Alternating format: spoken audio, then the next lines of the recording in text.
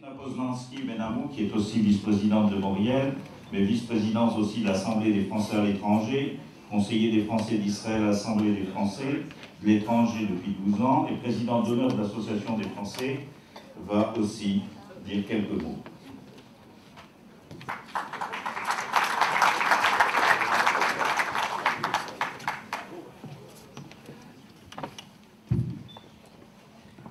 Messieurs les conseillers municipaux, Monsieur le consul de France à Tel Aviv, Mesdames et Messieurs les présidents d'associations francophones, chers amis, Mesdames et Messieurs. En hébreu, on dit « Borim Abaïm, Borim Anitsaïm ». Bienvenue à ceux qui arrivent, bienvenue à ceux qui sont là. Membre fondateur de Mauriel, on m'a demandé de délivrer mon témoignage personnel. Oran, le 18 juin 1962. Dans le taxi qui nous emmenait, ma mère et moi, j'ai entendu le chauffeur dire « Le port brûle ». Nous nous dirigions vers le port. Aurions-nous à passer à travers un rideau de flammes? À l'arrivée, j'ai constaté qu'il n'y avait pas de flammes dans cet incendie, seulement des ténèbres qui s'échappaient des citernes d'essence. Un voile noir avait tout recouvert.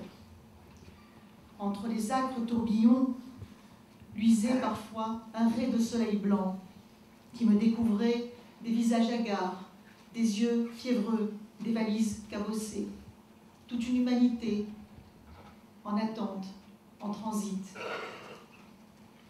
Je me trouvais au cœur des cris, au cœur des pleurs, au cœur des invectives. J'étais ces cris, ces pleurs, ces invectives. Je suis devenue sale, très vite, la suie. Sur ce quai, je me suis aperçue que j'avais perdu mon statut de petite fille pour un autre, le statut de réfugiée. Je ne me souviens pas d'avoir monté la passerelle. Une foule s'était agglutinée vers le côté du bateau, encore à quai. Ai-je entendu le mugissement de la sirène?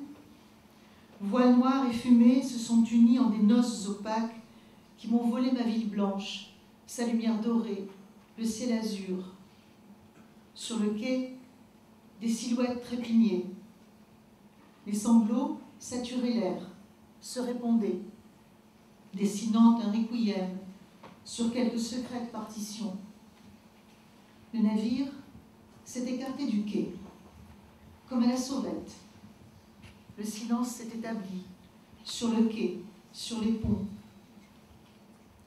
À quoi pensaient ceux qui regardaient le navire s'éloigner?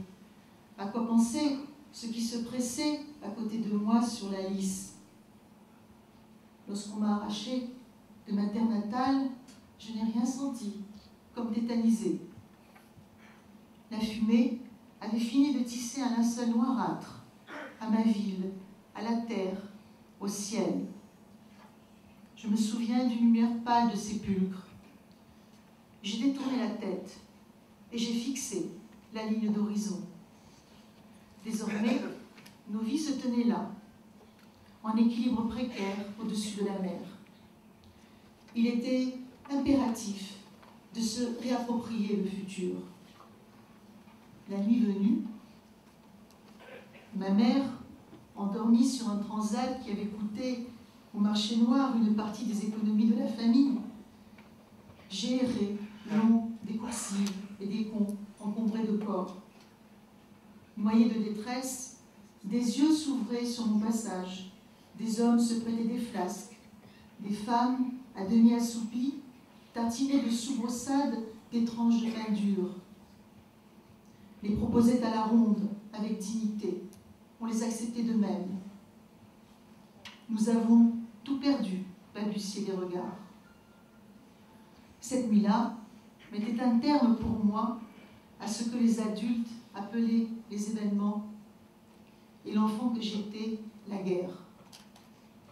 Cette nuit-là m'a appris la solidarité, un sentiment fraternel qui a permis à beaucoup d'entre nous de surmonter les difficultés de l'intégration dans tous les pays où nous avons choisi de nous éparpiller. L'un d'entre nous n'est-il pas devenu amiral au Canada? Pour la plupart, nous n'avons pas laissé les souvenirs douloureux nous ensevelir. Nous sommes allés de l'avant en restant fidèles à nos valeurs. Là où nous avons planté nos racines, replanté nos racines. Nous nous sommes construits pour reconstruire, justement pour s'attendre entre nous autour de la solidarité et de la responsabilité, en nous engageant dans des combats qui nous tenaient à cœur, au service des autres. Ce que le philosophe Emmanuel Lévinas a réuni en une phrase que j'ai faite mienne. Il faut attendre par responsabilité, responsabilité pour autrui. Je vous remercie de votre attention et vous souhaite un excellent colloque.